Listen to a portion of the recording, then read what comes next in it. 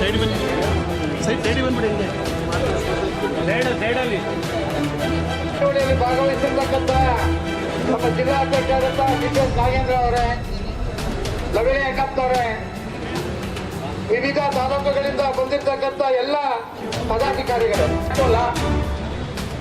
ರೈತರನ್ನ ಓಟ್ ಹಾಕಲ್ಲ, ಮೋದಿ ಅವರ ಆಸ್ತಿ ಅಲ್ಲ, ಸಾಕು ನಮ್ಗೆ ಯಾವುದೇ ಅಲ್ಲ ಓಟ್. ಈ ಪರಿಸ್ಥಿತಿಗೆ ಬಂದು ಯಾವಾಗ ಮಠಮಾನ್ಯಗಳು, ದೇವಸ್ಥಾನಗಳು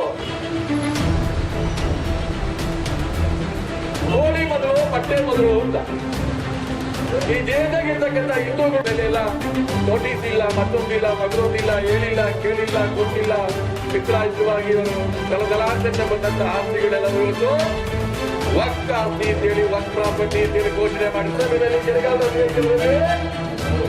ವಕ್ಫ್ ಕಾಯ್ದೆ ತಿದ್ದುಪಡಿ ಮಂಡನೆ ಆಗ್ತಾ ಇದೆ. ಹೀಗಾಗಿಲ್ಲ, ನೀವು ನೋಟಿಸ್ ತಗೊಂಡು ವಾಪಸ್ ತಗೊಂಡು ಏನ್ ಮಾಡ್ತೀರಿ? ನಿಜವಾಗಿ ನಿಮಗೆ ರೈತರ ಬಗ್ಗೆ